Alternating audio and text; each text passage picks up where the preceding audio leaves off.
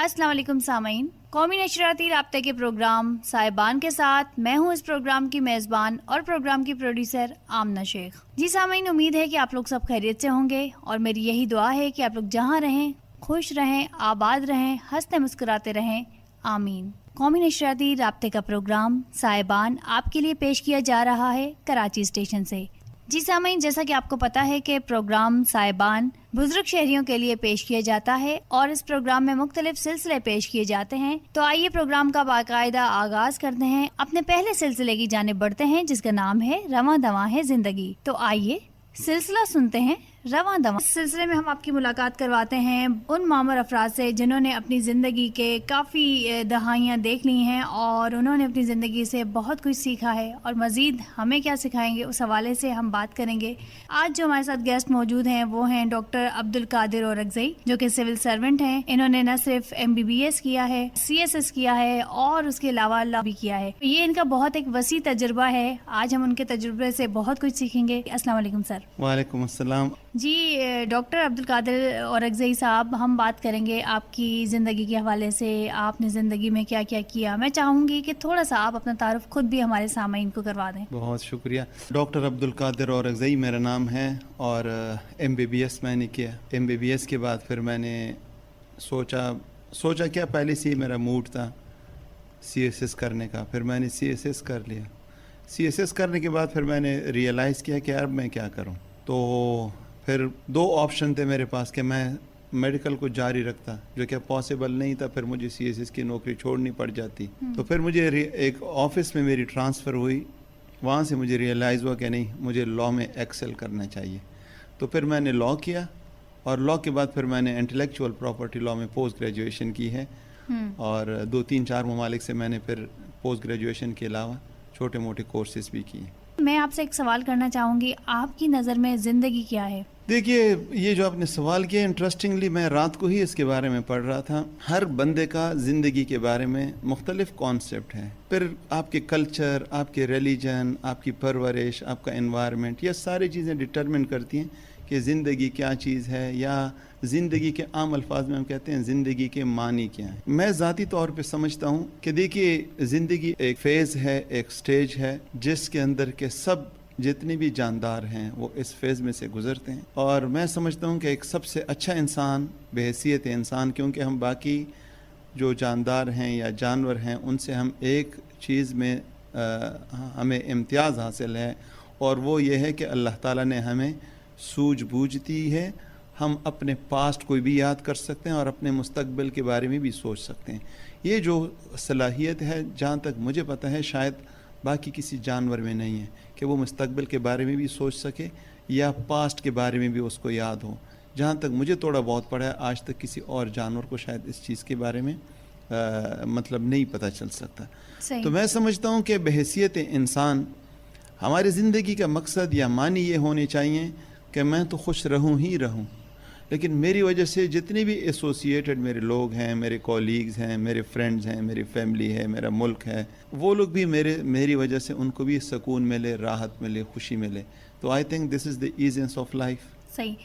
آپ بتائیں کامیابی کا کیا راز ہے؟ آپ نے تینوں ایسی فیلڈز میں آپ ایکسپرٹ ہیں جس کے لیے لوگ چاہتے ہیں کہ ہم ڈاکٹر بن جائیں، ہم CSS کر لیں، ہم لا کر لیں۔ آپ کیا مشورہ دینا چاہیں گے؟ آپ کی بات شاید کسی حد تک صحیح بھی ہے، لیکن میرے خیال میں بھی بہت سے لوگ CSS یا لا کرنا یا MBBS کرنا، میرے خیال میں تو بہت ہی چھوٹے لیول کی چیزیں ہو گئی ہیں۔ اب لوگ بہت زیادہ پڑھتے ہیں، ایک فیلڈ میں لوگ ڈبل PhD کر لیتے ہیں، ڈاکٹر بھی بن جاتے ہیں، اسپیشلائزیشن بھی کر لیتے ہیں، پھر اس کے بعد سپر اسپیشلائزیشن بھی کر لیتے ہیں۔ میں سمجھتا ہوں کہ سب سے عام کامن انسانوں کے لیے، عام بندے کے لیے، جو آج کل کے جو کنٹمپریری حالات ہیں، میرے خیال میں اس میں ہمیں سب سے زیادہ فوکس کرنا چاہیے سافٹ سکلز پہ۔ جیسے سوشل میڈیا کا دور ہے، جیسے گوگل اور ChatGPT بھی آ رہا ہے، جس طرح واٹس ایپ، فیس بک ہے، تو کمپیوٹر ہے، سافٹ ویئر ہے، ان چیزوں میں ایک حد تک تو سب لوگوں کو ایکسپرٹیز آنی چاہیے کہ اس کو یوز کر سکے۔ جی، اگر آپ کی زندگی کے حوالے سے بات کی جائے تو آپ کیا سمجھتے ہیں کہ ایک کامیاب زندگی گزارنے کے لیے کیا اصول ہوتے ہیں، اور ایک ناکامی سے بچنے کے لیے اپنی زندگی کو بہتر بنانے کے لیے کیا اصول ہونے چاہیے؟ اگین ماشاءاللہ سے آپ نے بہت ہی اچھی بات پوچھی ہے. دیکھو میں ایک دو تین دوست ابھی ہم چند دن پہلے بیٹھے تھے, کھانا کھا رہے تھے, تو یہ انہوں نے کہا کہ یار سب سے اچھی کوالٹی کیا انسان کے لائف میں ہونی چاہیے. تو کسی نے کچھ بولا, کسی نے کچھ بولا, لیکن آخر میں ہم 3-4 باتوں پہ سب متفق ہو گئے. ایک تو سب نے بولا کہ جی پڑھنے کو ٹائم دینا از مسٹ. ہر بندہ لکھائی پڑھائی کو پڑھنے کو 1-2 گھنٹے روزانہ کم از کم نیا ٹاپک پڑھے. دوسرا جو ہم سب دوست متفق ہو گئے جس بات پہ, وہ ہے کہ جی بندہ ریگولر اپنی صحت کا خیال رکھے ان دا شیپ آف ایکسرسائز. بندہ ریگولر ایکسرسائز کرے. اور تیسری بات پہ جو ہم سب متفق ہو گئے وہ یہ ہے کہ بندے کو سوشلائز بھی کرنا چاہیے. اپنے کولیگس کا پوچھنا چاہیے, دوستوں کا پوچھنا چاہیے, پیرنٹس کا پوچھنا چاہیے, بہنوں کا پوچھنا چاہیے. بہن ہے اس کی شادی ہو گئی ہے, بندہ جا کے پوچھ لے کہ بہنہ کیسی ہو, اس کے لیے کوئی گفٹ لے کے جائے. بھائی ہیں کسی دوسرے ملک میں چلے گئے ہیں, ان کو بندہ شام کو ٹیلی فون کرے, ویڈیو کال کرے. تو سوشلائزیشن میرے خیال میں, اور ریڈنگ اور ریگولر ایکسرسائز, یہ تو میرے خیال میں ایکسکلوسیولی ہر بندے کو کرنا چاہیے. بالکل, بہت اچھی باتیں آپ نے کی. عبدالقادر صاحب یہ بتائیے گا کہ آج کا جو دور ہے نفس و نفسی کا دور ہے, کسی کے پاس جیسا کہ آپ نے کہا سوشلائزیشن ہونی چاہیے, یہ بالکل ہونی چاہیے, لیکن ہر شخص اپنی زندگی میں مصروف نظر آتا ہے. پیرنٹس کو اگر دیکھو تو وہ یہ ہمیں دیکھنے کو ملتا ہے کہ وہ یہ شکایت کرتے ہیں کہ ہمارے بچوں کے پاس ہمارے لیے ٹائم نہیں ہے. بچوں کو دیکھو تو وہ کہتے ہیں کہ ہماری اپنی زندگی اتنی مصروف ہے کہ ہمارے پاس کسی چیز کے لیے ٹائم نہیں. حالانکہ اگر دیکھا جائے تو موبائل ہر کسی کے ہاتھ میں ہوتا ہے, سارا دن ہم یوز کر رہے ہوتے ہیں, لیکن ہم کہتے ہیں ہمارے پاس ٹائم نہیں ہے. تو کیا کیا جائے, کس طرح سے ٹائم کو مینیج کیا جائے کہ ہم یہ ساری چیزیں سوشل بھی ہوں؟ آمنہ شیخ, دیکھیے میں ایک چیز آپ کو بتاؤں جو میں نے اپنے پیرنٹس سے سیکھی ہے یا اپنے دادا دادی کو میں نے دیکھا تھا. سب سے ہر بچے کے لیے جو سب سے پہلا انسٹیٹیوشن ہے یا سب سے پہلا مدرسہ ہے وہ ہے اپنے پیرنٹس. تو بحیثیت اگر ہم پیرنٹس ہیں تو ہمیں سوشلائز کرنا چاہیے. تو ایک تو سب سے پہلے یہ ہے. دوسری بات یہ ہے کہ دیکھو بہت سی چیزیں آپ کو خود بھی کرنی پڑتی ہیں. ضروری نہیں ہے کہ آپ کسی کو دیکھ کے انسپائر ہوں. ہم کسی سے انسپائر ہوں نہ ہوں, ہم نے کھانا کھانا ہوتا ہے. ہم کسی سے انسپائر ہوں نہ ہوں, ہمیں کوئی اچھا بولے کوئی برا بولے, میرے خیال میں ہمیں ہاسپٹل اگر ہمارے کوئی رشتہ دار ہیں پوچھنا چاہیے, ٹیلی فون کر لینا چاہیے. بہت سی چیزیں آپ کو خود بخود بھی کرنی پڑتی ہے. اس کے لیے میرے خیال میں کوئی راکٹ سائنس نہیں ہے, نہ کوئی کتاب پڑھنے کی ضرورت ہے. کامیابی اور ناکامیوں کے حوالے سے بات کی جائے تو کیا کہیں گے؟ بہت سے لوگوں کی نظر میں کامیابی بہت سارے پیسے کمانا ہوتا ہے. بہت سے ایج سے بھی ریلیٹڈ چیزیں ہوتی ہیں. جب ہم بچپن میں تھے ہم سمجھتے تھے کہ سب سے بڑی کامیابی یہ ہے کہ میرے گھر میں کوئی کٹا ہوا پتنگ گرے. پھر جی تھوڑے بڑے ہو گئے, پھر پتہ چلا کہ نہیں سب سے اچھی کامیابی جو ہے کہ میں اچھی کرکٹ کھیل سکوں یا میں اچھی بالنگ کر سکوں. پھر آخر اب پتہ چلا کہ نہیں اصل کامیابی تو میڈیکل کالج کے لیے اچھے نمبر لینا ہے. جب ہم میڈیکل کالج چلے گئے تو پھر ہم سوچ رہے تھے کہ یار سب سے بڑی کامیابی ہے کہ میں فرسٹ ڈویژن میں یا فرسٹ پوزیشن پاس کر لوں. جب آپ MBBS کر لیتے ہیں پھر آپ کو پتہ چلتا ہے کہ نہیں اصل کامیابی تو اسپیشلائزیشن ہے. اور اسپیشلائزیشن کرنے کے بعد پھر آپ کلینک میں بیٹھے ہوتے ہیں, کوئی مریض نہیں آ رہا ہوتا, پھر آپ سمجھتے ہیں کہ نہیں اصل کامیابی تو زیادہ مریضوں کو دیکھنا ہوتا ہے. بہرحال میں سمجھتا ہوں کہ کامیابی یہ ہے کہ اگر آپ کے پاس اچھی صحت ہے, کسی کے آپ مقروض نہیں ہیں, اچھے رشتے ہیں آپ کے, تو آئی تھنک کہ یہ کامیابی کا ایک بہت ہی بڑا پیمانہ ہے. اور یہ بہت بڑی کامیابی ہے اگر آپ کی ایک اچھی فیملی ہے, وائف کے ساتھ آپ کے اچھے تعلقات ہیں, اپنے بھائیوں کے ساتھ آپ کی بہنوں کے ساتھ سوشلائزیشن ہے, گھر میں کوئی بڑی بیماری نہیں ہے. تو میں تو ذاتی طور پہ تو میں ہر حالت میں ہنسنے کی کوشش کرتا ہوں. وقتی طور پہ ڈپریس ہو جاتا ہوں تو بھی کوشش کرتا ہوں کہ میں کسی طریقے سے مسکراہٹ ڈھونڈ لوں اور مسکراؤں. اور یہ میرا ہر ایک کے لیے پیغام ہے. دیکھو انگریزی کی ایک کہاوت ہے کہ 1000 کلومیٹر کا سفر بھی ایک قدم سے شروع ہوتا ہے. تو اگر آپ کا کوئی رشتہ دار ہے جس کو آپ سمجھتی ہیں کہ آپ 2-3 دفعہ آپ نے پوچھ لیا, اس کے باوجود بھی انہوں نے آپ کو لفٹ نہیں کرائی, آپ 4تھی دفعہ ٹرائی کریں گے, ان کو فائدہ ہو نہ ہو آپ کو فائدہ ہوگا. آپ کے جسم سے بہت دفعہ ہارمون ریلیز ہوتے ہیں. ایک ہارمون ہوتا ہے انڈورفین, وہ چلنے سے خارج ہوتا ہے. تو جب آپ چلتے ہیں انڈورفین جب آپ کے جسم سے آپ کی باڈی میں ریلیز ہوتا ہے, اس سے آپ کو سینس آف مطلب اچھی فیلنگ آپ کو محسوس ہوتی ہے. جی ڈاکٹر صاحب, ڈاکٹر عبدالقادر اورکزئی, آخر میں چاہوں گی آپ ہمارے تمام سننے والوں کو آپ اپنی زندگی کے تجربات سے کوئی اچھا سا ایک پیغام دیں. چلتے رہنا چاہیے جب تک سانس ہے, جب تک لائف ہے.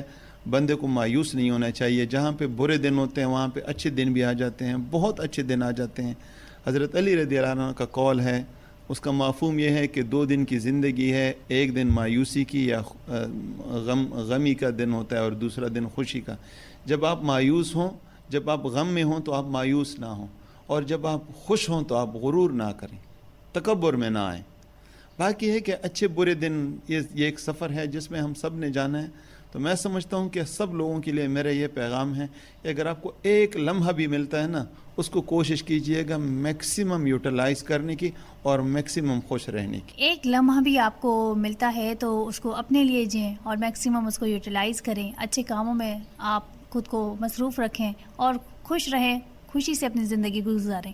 تو یہی ہمارا آج کا پیغام تھا. اسی سلسلے کے ساتھ مجھے اجازت دیجیے گا. میں اپنے مہمان ڈاکٹر عبدالقادر اورکزئی کا شکریہ ادا کرنا چاہوں گی کہ انہوں نے اپنے قیمتی وقت میں سے ہمارے پروگرام کے لیے وقت دیا اور اتنی اچھی باتیں ہمیں بتائیں. آمنہ شیخ، اللہ تعالیٰ آپ کو سلامت رکھے، اپنے سائے کے تلے رکھے اور اللہ آپ کو کسی کا محتاج نہ کرے. آمین.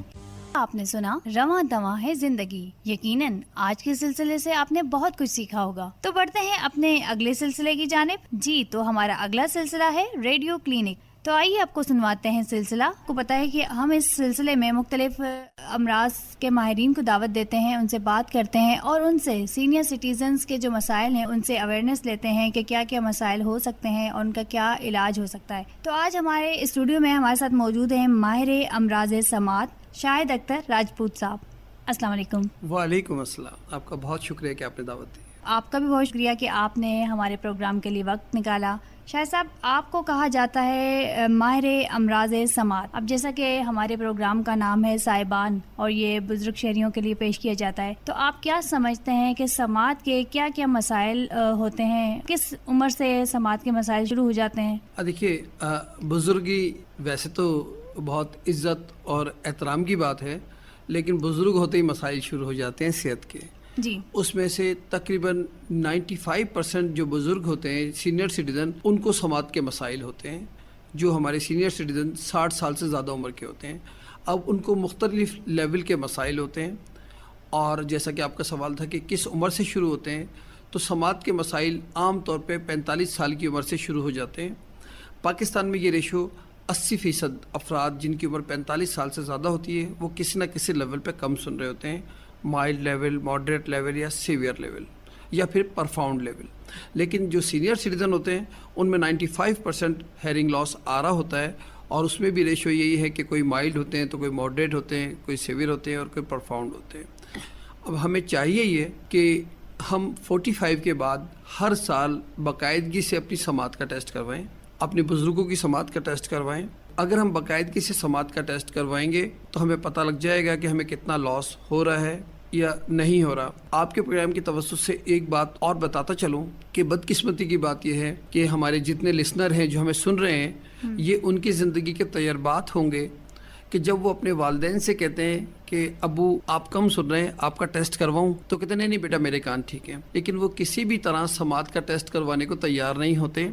باقی دیگر جتنے بھی امراض ہیں اس کو وہ ایکسیپٹ کر لیتے ہیں کہ جی گھٹنوں میں درد ہے، سر میں درد ہے، شوگر ہے، بلڈ پریشر ہے.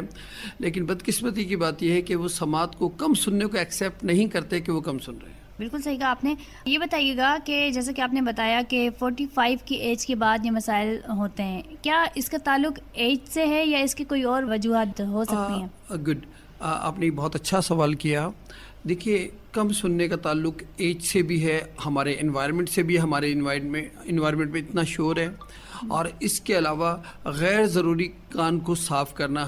ہمارے بزرگ، ہمارے گھر میں بچے بڑے کاٹن بیڈ، بال پین، ماچس کی تلی یا دیگر چیزوں سے یا گاڑی کی چابی سے کان کو صاف کرنے کی کوشش کرتے ہیں یا کھجانے کی کوشش کرتے ہیں، جس کی وجہ سے بھی سماعت کے مسائل جنم لے. کان کی صفائی کا اللہ نے ایک نیچرل سسٹم بنایا ہے، اور وہ قدرتی سسٹم کے تحت ہمارے کان صاف ہوتے ہیں. وہ سسٹم اللہ پاک کا بنایا ہوا ہے اور اللہ کے طریقے بھی چل رہا ہے. دیکھیے، کان کے اندر جو ہے ہمیں کان صاف کرنے کی اتنی اجازت ہے جہاں تک ہم مسا کرتے ہیں، اور جب مسا کرتے ہیں تو آلریڈی کان وہاں سے صاف ہو جاتا ہے. باقی رہی بات ایئر کنال کی، جس کے اندر ہم کاٹن بڈ ڈالتے ہیں، تو وہ تو ہمارا ایریا ہی نہیں ہے. اللہ میں نے اس کو ممنوع ایریا قرار دے دیا ہمارے لیے، اس لیے کہ اگر ممنوع ایریا نہیں ہوتا تو اللہ میاں وہاں بھی مسا کرنے کی اجازت دیتے ہیں ہمیں. تو وہ اللہ کا ایک بنایا ہوا طریقہ ہے جس کے تحت ویکس خود ہی جنریٹ ہوتا ہے اور خود ہی نکل جاتا ہے. جو ہیلدی ویکس ہوتا ہے وہ ہمارے کان میں رہتا ہے، اور جو انہیلدی ہوتا ہے وہ قدرتی طور پہ کان سے نکل جاتا ہے.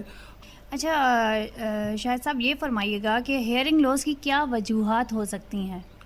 ہاں دیکھیے، ہیئرنگ لاس کی وجوہات، ایک تو سب سے اہم بات اگر ہم سینئر سٹیزن کی بات کریں تو عمر کے ساتھ ساتھ ہمارے تمام آرگنز کی پرفارمنس وہ نہیں رہتی جو اس سے پہلے ہوتی ہے، تو سماعت بھی اس میں سے ایک ہے۔ اب جب وہ ایج کے ساتھ ساتھ 45 سال کے بعد جو ہماری عمر بڑھتی جاتی ہے تو ہماری سماعت متاثر ہونا شروع ہو جاتی ہے، اور اس کے علاوہ اس کو سپورٹ کرنے کے لیے سماعت کے نقصان کو بہت سارے امراض اور بھی ہیں۔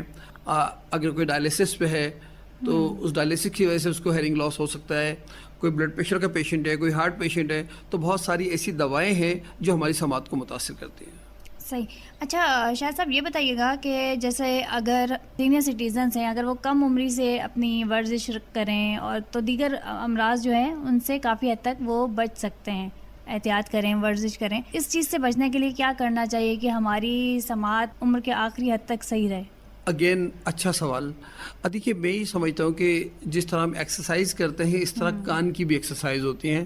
اچھا وہ ہم اپنے کو شاید میں آپ لوگوں کی طرح اتنا ایکسپرٹ نہیں ہوں، کیونکہ جب ہم چھوٹے ہوتے تو ریڈیو کے جو آرٹسٹ ہوتے تھے وہ اپنی آواز کے ذریعے ایسا محسوس کرایا کرتے تھے جیسے ہم دیکھ رہے ہیں۔ جی بالکل۔ لیکن کیونکہ میں وہ آرٹسٹ نہیں ہوں تو مجھے یہ بتانا مشکل ہو جائے گا، لیکن پھر بھی آپ یہ کریں کہ کان کی جو مختلف ایریاز ہیں وہاں پریشر پوائنٹس بنے ہوتے ہیں، ان پریشر پوائنٹس کو اگر دباتے رہیں تو آپ کی ہیئرنگ بہتر رہے گی، اور کبھی بھی اگر کان میں کوئی چیز آپ ڈالیں تو ڈاکٹر کے مشورے سے ڈالیں، تو آپ اپنی سماعت کو محفوظ رکھ سکیں گے دوسروں کی نسبت زیادہ۔ اچھا ہیئرنگ لاس کی وجہ سے کیا کیا مسائل ہو سکتے ہیں، کیا نفسیاتی مسائل ہو سکتے ہیں اور ان سے کیسے بچا جا سکتا ہے؟ دیکھیے ہیئرنگ لاس میں سب سے زیادہ جو ہمیں سامنا کرنا پڑتا ہے وہ یہ کہ جب ہم کسی سے بات کرتے ہیں تو ہماری بات وہ انڈرسٹینڈ نہیں کر پاتے ہیں، جس کی وجہ سے مس انڈرسٹینڈنگ ہوتی ہے، ہم کہتے کچھ ہیں وہ سمجھتے کچھ ہیں۔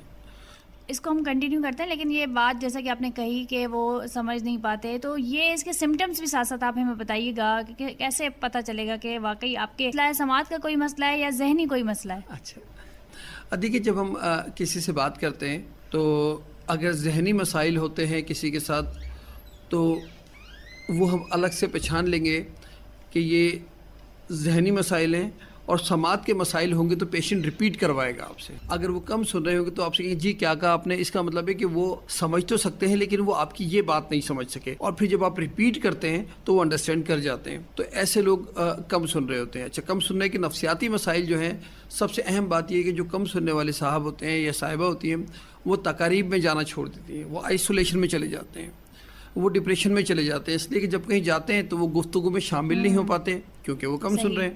تو اس کا طریقہ یہ ہے کہ جب آپ 45 سال سے زیادہ عمر کے ہو جائیں تو ہر سال باقاعدگی سے سماعت کا ٹیسٹ کروائیں۔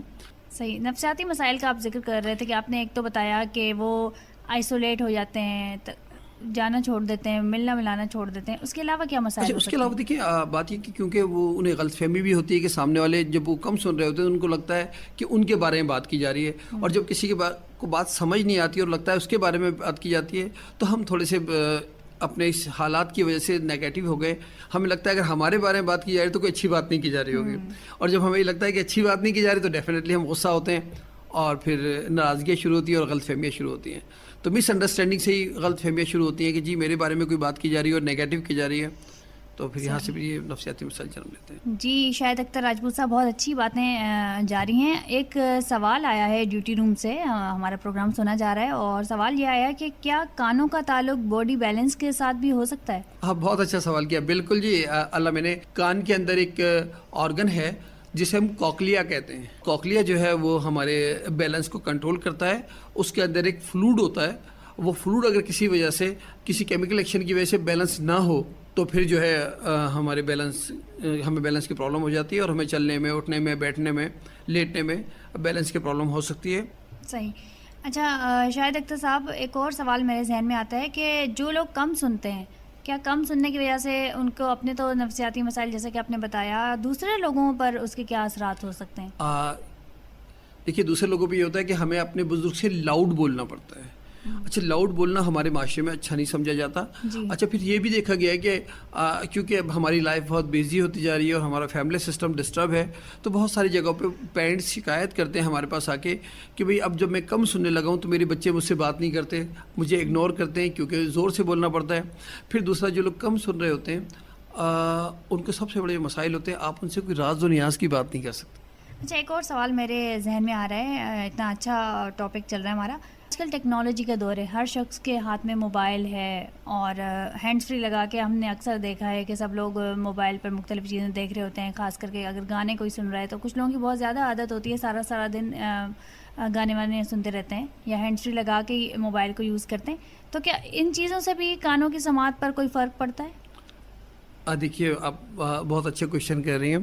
سب سے اہم بات یہ کہ ہینڈ فری جو ہم لگاتے ہیں اگر وہ اسٹرلائز نہیں ہے تو اس کی وجہ سے ہمارے کان میں انفیکشن ہو سکتا ہے. صحیح.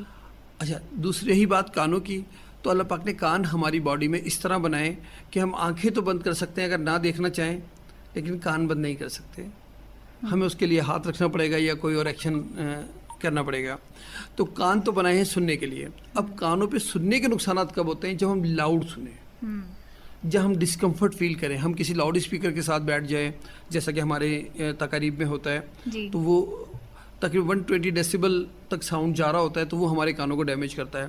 اسی طرح کان ہمارے سننے کے لیے ہیں, ہم نارملی سنیں چاہے 12 گھنٹے سنتے رہیں تو اس سے ہماری سماعت پہ اثر نہیں پڑے گا. لیکن ہم لاؤڈ سنیں گے جو ہمارے لیے ڈسکمفرٹ فیل کر رہے ہوں, جو نارمل سے ہٹ کے ہو, تو ہماری سماعت متاثر ہو سکتی ہے. شاہد اختر راجپوت صاحب, یہ بتائیے گا کہ 45 کی ایج کے بعد ہیئرنگ ٹیسٹ کروانے چاہیے. وہ ہیئرنگ ٹیسٹ کون سے ہوتے ہیں, کہاں سے کروائے جا سکتے ہیں؟ اکثر تو عموماً ہم نے دیکھا ہے کہ عام سامعین کو یہی پتا ہوتا ہے کہ خون کے ٹیسٹ ہوتے ہیں, تو یہ کون سا ٹیسٹ ہوتا ہے؟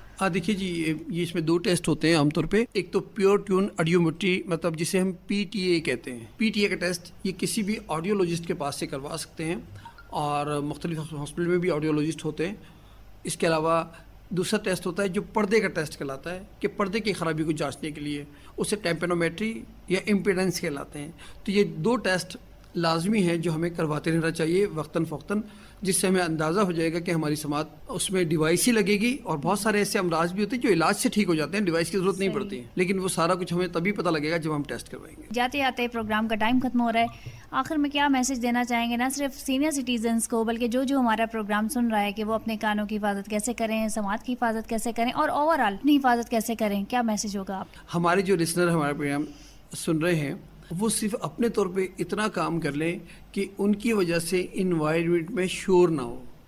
اگر ہم شور کنٹرول کرنا شروع ہو جائیں, چاہے وہ گاڑیوں کا ہو, چاہے ہوٹر کا ہو, چاہے جنریٹر کا ہو, اس کو مینیج کر لیں, تو ہم یہ سمجھیں کہ اپنی قوم کے ساتھ بہت بڑی بھلائی کریں گے. اور شور کی وجہ سے جو ہیئرنگ لاس ہوتا ہے اس کی وجہ سے بچے بڑے محفوظ رہیں گے. بہت اچھا میسج آپ نے دیا کہ ہم میں سے ہر کسی کو کوشش کرنی چاہیے کہ ہم شور سے اوائڈ کریں, خود بھی شور نہ کریں, اور ایسے ماحول سے بھی دور رہیں جہاں شور زیادہ ہوتا ہو. بہت شکریہ ڈاکٹر صاحب آپ کا کہ آپ ہمارے پروگرام میں تشریف لائے, آپ نے اتنی اچھی بات. جی سامعین, سلسلہ آپ نے سنا ریڈیو کلینک. اس سلسلے میں آج ہمارے ساتھ اسٹوڈیو میں مہمان موجود تھے آڈیولوجسٹ ماہر امراض سماعت شاہد اختر راجپوت صاحب. یقیناً اس سلسلے سے آپ نے بہت کچھ سیکھا ہوگا. اس سلسلے کو سن کر آپ بھی اپنے کانوں کی حفاظت کریں گے اور اپنی سماعت کی حفاظت کریں گے. جی تو سامعین, امید ہے آپ کو ہمارا آج کا پروگرام ضرور پسند آیا ہوگا. قومی نشریاتی رابطے کا پروگرام سائبان آپ کے لیے پیش کیا جا رہا ہے کراچی اسٹیشن سے. اگلے پروگرام تک کے لیے مجھے دیجیے گا اجازت. دعاؤں میں رکھیے گا یاد. اللہ حافظ, فی امان اللہ.